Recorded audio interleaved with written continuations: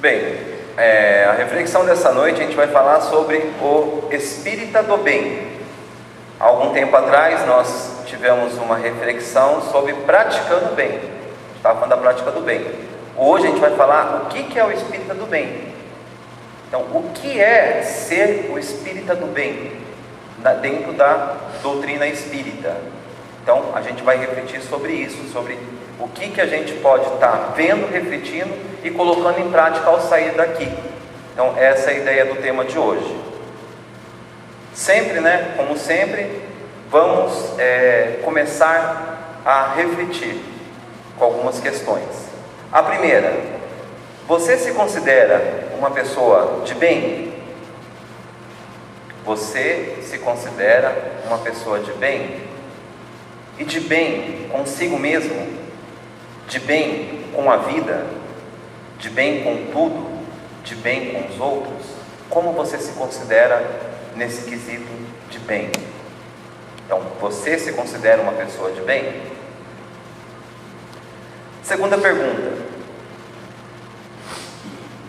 o que fazer para ser uma pessoa de bem? Então, para ser uma pessoa de bem, o que eu devo fazer? Quais atitudes eu devo tomar? Qual deve ser meu comportamento? É fácil? É difícil? O que eu devo fazer? Então, são sobre essas duas questões que a gente vai trabalhar no decorrer dessa noite.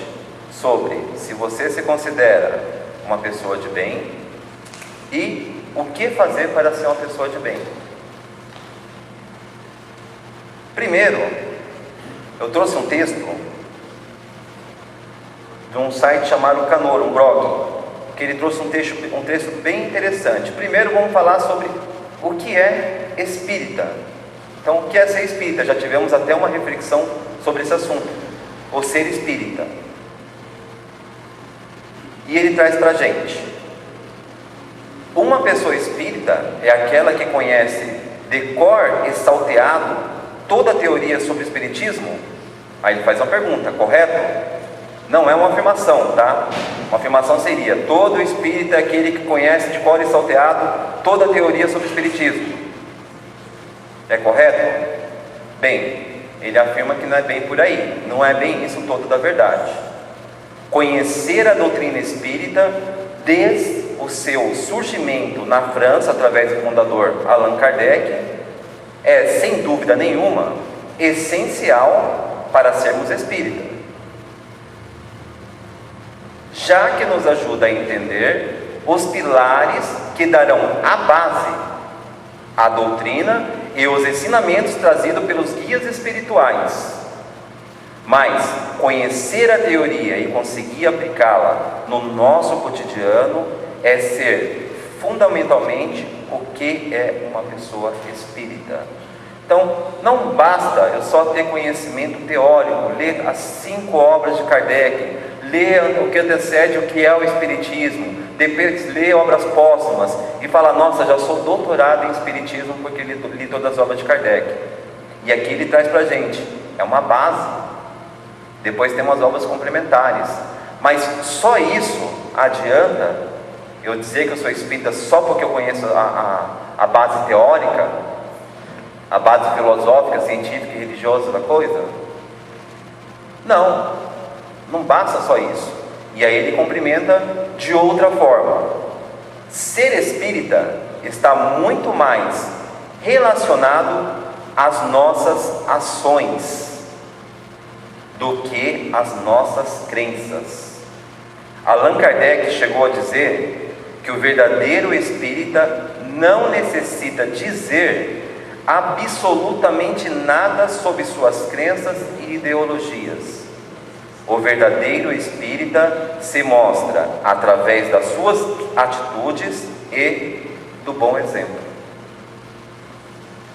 Não basta se dizer espírita. Aquele que é o de coração prova através também dos seus atos. Allan Kardec, em O Livro dos Espíritos. Então, nós espíritas, normalmente, eu costumo a não ficar discutindo sobre religiões. Quando tem alguma conversa sobre religião, em alguns momentos eu me identifico como espírita, não tem problema nenhum, tá? Porque tem gente que tem medo de falar que é espírita em determinadas situações, tem vergonha de dizer que é espírita, a ideia não é essa. Mas também eu não preciso ficar batendo no peito que eu sou espírita e a minha religião é a melhor que existe na face da terra, nesse mundo. Não tem essa necessidade. Então muitas vezes a gente ouve, a gente começa a conversar com algum irmão evangélico ou católico e começa a falar sobre textos do Evangelho. Se for com o evangélico vai se identificar com você. Isso acontece comigo normalmente. Já pergunta de qual assembleia que eu sou, ou de qual igreja evangélica que eu frequento. E aí, se a pessoa perguntar, eu falo, eu sou espírita, não tenho problema nenhum de falar isso, né? Mas eu já tive irmãos evangélicos que achavam que eu era evangélico e conversa ficou naquilo e não teve necessidade nem de falar que eu era espírita, por causa da conversa que conversamos ali sobre o Evangelho de Jesus. E tem situações que eu coloco o espiritismo em prática sem falar que sou espírita, mas trazendo bem, com atos, com comportamentos. E isso hoje até a gente consegue até se identificar com outros espíritas dependendo das nossas atitudes, mesmo sem conhecer a pessoa. Às vezes a gente está no ambiente, você vê um comportamento sutil de uma pessoa, logo você olha e fala, essa pessoa é espírita. Ou até em conversas, em papos, bate-papos. Quantas vezes já aconteceu isso com a gente? De se identificar com a pessoa, daqui a pouco está conversando, eu sou espírita, a pessoa, também sou espírita. Olha que coisa bonita, coisa legal, né? Mas, como ele traz aqui, não tem necessidade de ficar absolutamente sempre indagando sobre crença, sobre ideologia, e mais a questão da prática do bem. Continuando, ser espírita é estar em tarefa espírita, não em stand-by, não somente através dos livros, das obras de estudo, mas na prática também.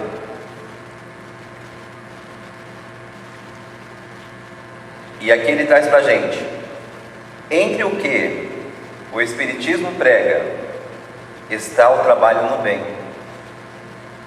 Entre o que o Espiritismo prega, está o trabalho no bem, que exige constante esforço e atenção para percebermos as nossas próprias imperfeições e, assim, conseguirmos promover uma reforma íntima que nos traz luz e paz.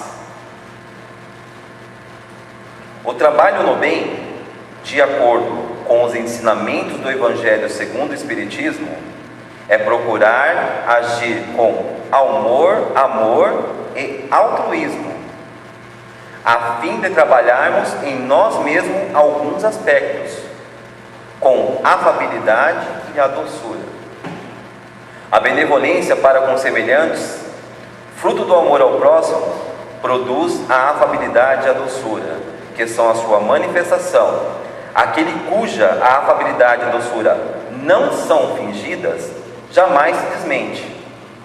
É o mesmo para o mundo ou na intimidade, e sabe que se pode enganar os homens pelas aparências, não pode enganar a Deus. Evangelho segundo o Espiritismo, item 6. Não me lembro de qual trecho que traz isso aqui, vou ficar devendo para vocês. Mas, vamos refletir sobre o que ele traz aqui. Primeiro, ele fala que o Espiritismo exige constante esforço e atenção, a fim de que percebemos nossas próprias imperfeições. Quando a gente começa a lidar com a doutrina, ela é bem clara e objetiva, o que é certo e o que é errado. Só que ela nos traz o livre-arbítrio. A gente não vem aqui pregar e falar, você não deve fazer isso, você não pode fazer isso, a partir de agora para de fazer isso. Não, a gente traz o que é o certo, a gente traz as leis divinas, traz o que é a prática para fazer a prática do bem. E é isso que a gente sempre está ensinando, a prática do amor. E sempre procurar agir com amor e se colocando no lugar das pessoas, tentando entender as pessoas. Se para mim já é difícil, agora que eu comecei a entender que eu sou uma pessoa imperfeita, um ser imperfeito, imagine para quem não conseguiu entender isso e vive na imperfeição. E quem sou eu para julgar essa pessoa? Sendo que já estou sendo imperfeito, estou tentando corrigir minhas imperfeições, e quem sou eu para ficar julgando o meu próximo? E aqui ele deixa bem claro que ser do bem não adianta fingir. Eu frequento tal casa espírita, as pessoas me conhecem, então a partir de hoje eu vou começar a fingir que eu sou do bem, só para dizer que eu sou espírita. Fazendo isso, eu engano quem está no meu entorno, quem está me vendo. Mas plano espiritual eu não engano, a minha consciência eu não engano, a Deus eu não engano. Então temos que fazer isso pelo nosso coração, por amor. Não poder ver, igual falando quando a gente está estudando o Evangelho, muitas dicas dos Espíritos, e aí falar, não, a partir de hoje eu vou começar a fazer isso, que é uma obrigação. Não, não é uma obrigação, tem que começar a fazer do coração. Se eu começo a fazer por obrigação, como fica a minha consciência? Eu vou ficar me bloqueando, vou fazer isso porque o Evangelho diz? Vai se tornar a mesma coisa de falar que Deus castiga, que é pecado. Não, eu tenho que entender, eu tenho que incorporar isso. Eu tenho que saber que fazer o bem só vai me fazer bem.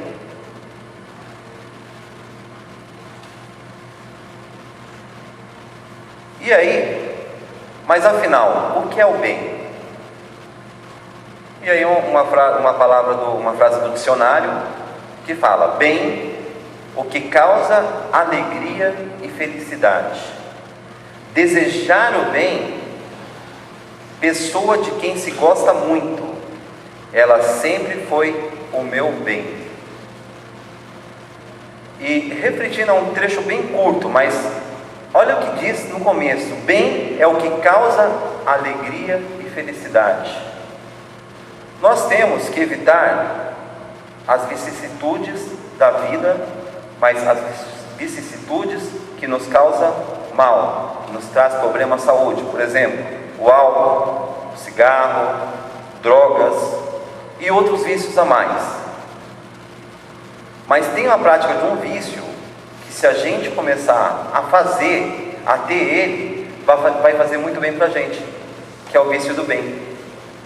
Cientificamente está provado, vocês podem entrar no Google depois e verificar, que quem faz um ato de bem por seu próximo tem 4 horas de paz na consciência, de alegria, de felicidade. No mínimo 4 horas você faz uma prática de bem, você ajuda a atravessar uma pessoa de idade na rua, você praticou o bem, aquilo está fazendo bem para o seu cérebro. Então o vício da prática do bem pode ter.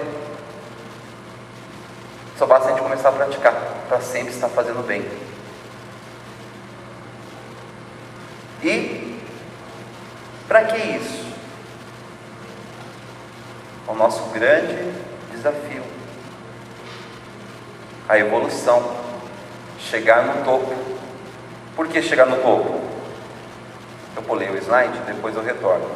Nós temos uma meta de acordo com o Livro dos Espíritos, que é a marcha do progresso, e tem a lei do progresso. Deus criou a gente simples e ignorante. Hoje estamos num plano de imperfeito, vivendo sob provas e expiações. E aí eu estou continuando para a linha dos bons.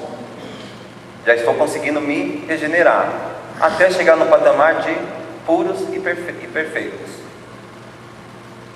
Até chegar nessa linha. Alguns já conseguiram chegar, outros vão chegar. Aliás, todos nós iremos chegar, mas cada qual com seu nível de evolução, de acordo com esse trecho do Livro dos Espíritos. E o que é necessário para conseguir chegar, pelo menos nessa questão do bom? Estamos caminhando na direção correta, né? Escalando lá e estamos... Então, temos que ter algumas características. Então, quais seriam as características do homem de bem? Do espírita do bem? Primeiro, autoconhecimento. Se autoconhecer. Parece redundante, muitas vezes a maioria das reflexões que a gente traz aqui, falar sobre o autoconhecimento. Só que é necessário. Se a gente não se conhecer, a gente não consegue evoluir, a gente não consegue praticar o bem. Segundo, fé em Deus e confiança. Não acreditar em Deus só por acreditar e não ter confiança. Na hora do vamos ver, né? Você confia em Deus mesmo? Confio. Tem até aquela piadinha que é contada, né? Quem quer se encontrar com Deus? Eu! Quem quer se encontrar com Deus? Eu! Aí o homem puxa o revólver e fala, mas é agora. E todo mundo pega e sai correndo, né? Ninguém quer se encontrar com Deus, né? E é através do autoconhecimento que eu vou começando a ter fé nessa energia, que é Deus. Deus não é uma pessoa, a gente sabe muito bem disso, tá? Mas é o nosso estado de consciência e essa confiança de que realmente Ele existe.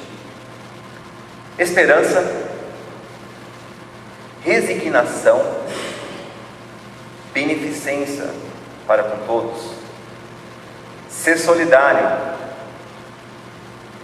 fraterno, fraternidade, alteridade. E a alteridade tem uma palavra que está muito na moda, que é a resiliência, né? Vocês sabem que é resiliência? Já ouviram falar? É saber, não sabe o que é resiliência? É o mesmo que alteridade. Eu vou explicar. Resiliência é a gente ser flexível, aceitar as pessoas como elas são. De repente, se a pessoa me odeia, eu vou mostrar que eu amo ela. Se ela me machuca, vai me machucar naquele momento, mas passou aquele momento, eu me torno uma pessoa resiliente. É igual duas crianças brincando, aí elas começam a brigar. Elas brigam agora. Passou 5 minutos, como que elas estão? De bem, brincando de novo. Isso é resiliência. E é o que falta no ser humano hoje. Isso que é alteridade. Além de se colocar no lugar da pessoa, é procurar não se ofender com o ataque que ela vem, tá? Caridade, o perdão é fundamental, indulgência, compreensão, perseverança, sempre perseverar, bondade, humildade também sempre, dedicação e fechando tudo isso aí na palavra amor. E esse amor não é só um amor nosso, é um amor para com o nosso próximo. E aí, muitas vezes quando a gente está num curso espírita, num seminário, alguma coisa, e vamos voltar lá para o início, que a gente estava falando sobre os estudos de todas as obras, né? Às vezes você pegou uma pessoa que estudou todas as obras espíritas, já está fazendo os estudos aprofundados, aí vem um orador aqui na frente e pergunta, por que estamos aqui? Qual a finalidade de estarmos aqui? E aí a primeira coisa, daquele sábio, daquela pessoa que já vem estudando há muito tempo, estamos aqui para nos evoluirmos, para darmos o nosso melhor e chegarmos à perfeição. Bem explicadinho assim, né? Mas resumindo, e aí vem aquela pessoa mais simples, muitas vezes mal sabe ler, e fala, estamos aqui para tentarmos colocar em prática aquilo que Jesus deixou para a gente há 2000 anos atrás, que é amar o nosso próximo como a nós mesmos. A partir desse momento que a gente começa a amar os nossos inimigos, principalmente, como a nós mesmos, com a prática do amor, não preciso mais de nada, já aprendi bastante coisa, mas é difícil, a gente sabe muito bem disso, e é por isso que estamos aqui.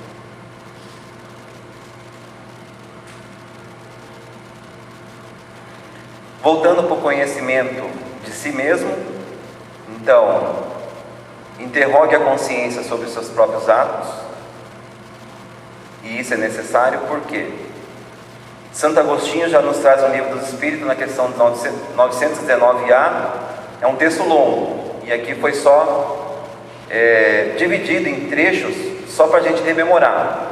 Primeiro, pergunte a si mesmo se não violou a lei. Quais leis? As leis naturais, as leis do universo. Então, a cada dia perguntar quais foram as leis que eu violei hoje, que a gente vive violando. Então, quais foram as leis que eu violei hoje? Será que eu vou conseguir não violar amanhã? Se não cometeu mal, principalmente, será que eu cometi algum mal no dia de hoje? E se lembra daquela parte que eu falei do fingimento de ser agradável, de fazer a bondade? Vem uma pessoa, um transeunte, pedir uma moeda para a gente. E aí eu pego uma moeda, dou para ele correndo e se afasta de mim, longe de mim. Já dou esse R$1 já para desaparecer da minha vida. Eu estou praticando bem nesse momento? E de repente a pessoa não quer nem R$1, quer uma palavra amiga, quer perguntar alguma coisa, e a gente nem sabe o que está se passando com ela. Se fez todo o bem que podia, será que eu deixei de fazer algum bem? Será que eu não poderia ter feito algo a mais? Será que aquela pessoa que queria conversar comigo, que eu deixei de conversar com ela, na minha correria depois eu converso com você, ela não estava precisando de mim? Ela não estava com alguma agonia, alguma coisa? Você não deixou escapar voluntariamente uma ocasião de ser útil. Se ninguém tem do que se queixar de você, será que nesse dia alguém vai se queixar de mim por algum ato meu? Estamos sempre sendo observados. Você fez aos outros aquilo que queria que os outros fizessem por você.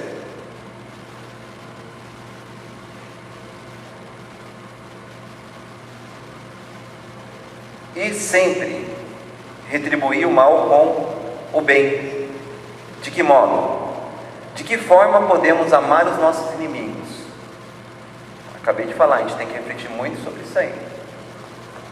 Principalmente nosso amigo é fácil, de forma condicional é muito fácil.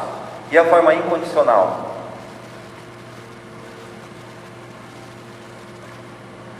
Que tal começarmos por uma oração para esses nossos inimigos? Em vez de querer mal, por mais mal que a pessoa seja, querer o bem para ela, querer que ela sinta o toque da evolução, sinta o toque do bem. Então, não lhes guardando ódio, rancor ou desejo de vingança. Nunca. E perdoando-lhes o mal que nos causem. Aí está a resiliência.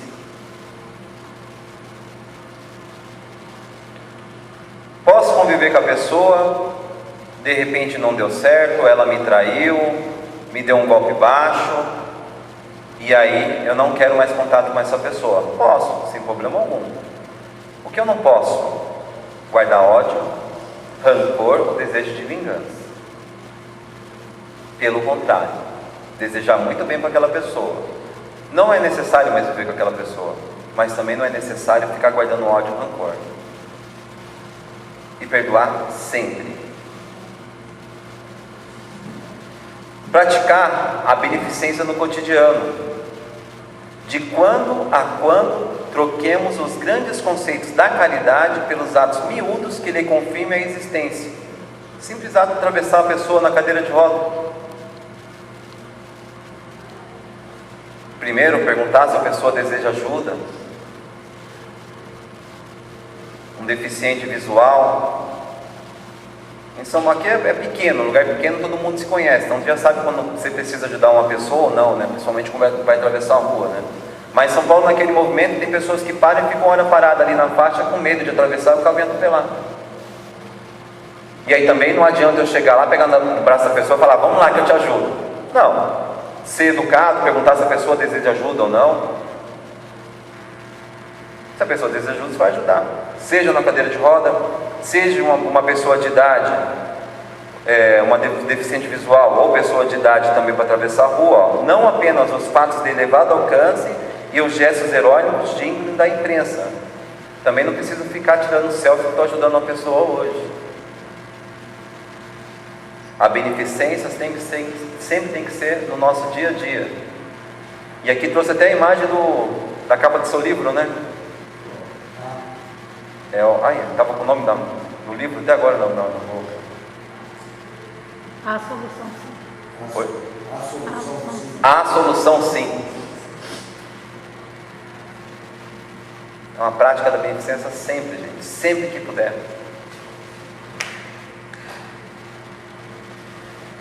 Pense nos outros antes de pensar em si, encontrando satisfação nos serviços que presta. E aí está o nosso amado Chico, né?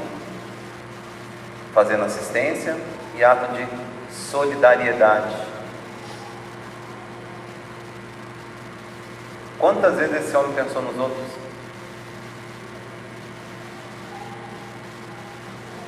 Então, pense nos outros antes de pensar em si, encontrando satisfação nos serviços que presta.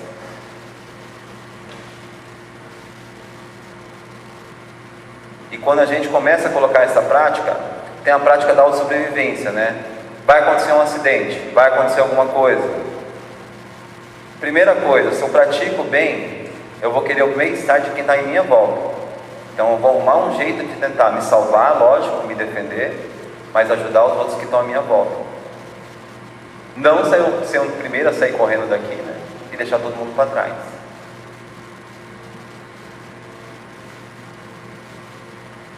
Isso se chama solidariedade. Seja bom, humano e benevolente para com todos, sem distinção de raças ou crenças. Ninguém é melhor que ninguém. Todos somos iguais. Só a nossa veste que é diferente, que é de carne e osso. E é uma coisa que nem nossa é emprestada. E você vê hoje, as pessoas continuam se matando. Vem a mídia e mostra aí, né, não sei quantos irmãos morrendo aí do outro lado do mundo, por questão de religião, de crença, de raça. Por isso que estamos num mundo imperfeito, gente. Nós temos que ser fraternos.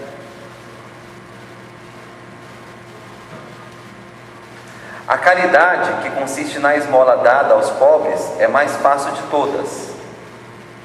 Existe, porém, uma muito mais penosa e bem mais meritória, que é a de perdoar aqueles que Deus colocou no nosso caminho, para serem os instrumentos de nosso sofrimento e submeterem à prova a nossa paciência. E um exemplo bem sutil. Grupo de estudo. Vamos pegar um grupo de estudo. Começamos um grupo de estudo, aí pensa que não, vem um irmão querendo aprender aqui a doutrina espírita, e aí não sabe, não entende nada, então começa lá e assim, é normal, a pessoa chega cheia de dúvidas. E aí está lá eu, enquanto coordenador do grupo, né?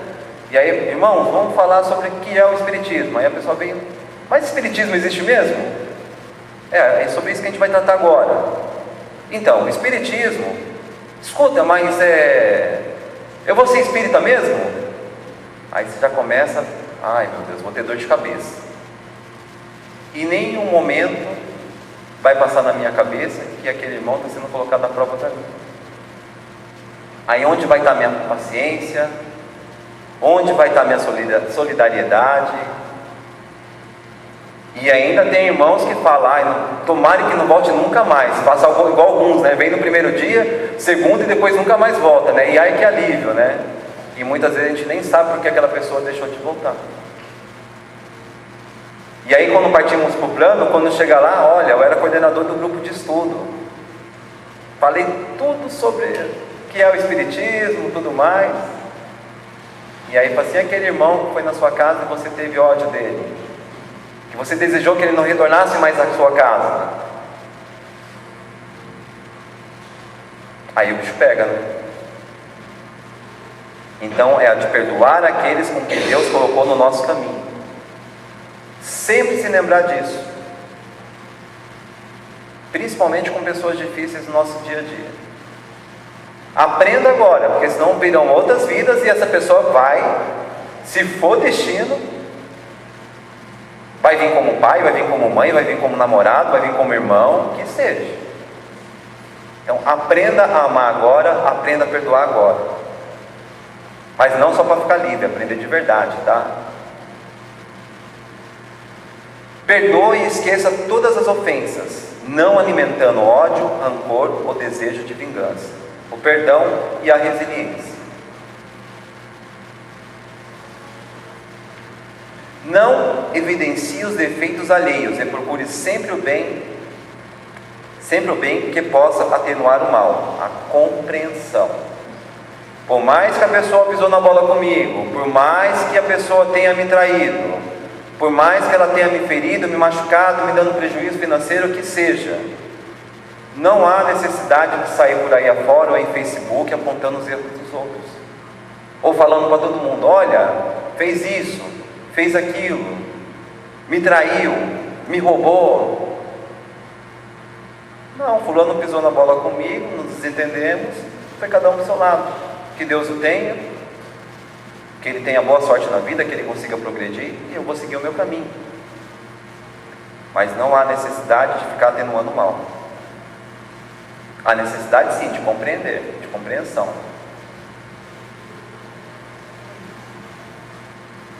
Estude as próprias imperfeições e trabalhe incessantemente por combatê-las. Nos corrigirmos, nos autoconhecermos, novamente, entender que somos imperfeitos, entender as nossas imperfeições e tentar ajustá-las acima de tudo, não só entender.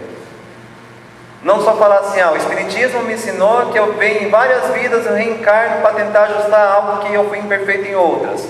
Então já que eu vou ter outras vidas, eu vou para a próxima, eu vou continuar nessa aqui, na imperfeição. Na outra, quando eu vim, talvez eu tente melhorar. Quem sabe? Não, gente, tentar se acertar a partir de agora. Vão ter outras imperfeições, pode ficar tranquilo. Conforme mais a gente vai aprendendo, conforme mais a gente vai estudando, e a gente vai lidando, a gente vai vendo o quanto a gente é imperfeito. Temos que ser perseverantes.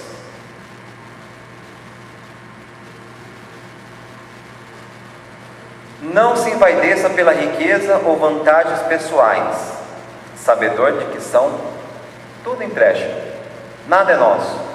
Nasci em berço de ouro, é emprestado. Ganhei na Mega Sena, é um empréstimo. Ganha na Mega Sena hoje, amanhã desencarna, e aí? Vai levar o dinheiro da Mega Sena junto com o caixão? Nem vai dar, né? Então, temos que entender isso. Acima de tudo, que tenhamos humildade para reconhecer tudo isso. Ser superior, trate os subalternos com bondade e benevolência, vendo-os como irmãos.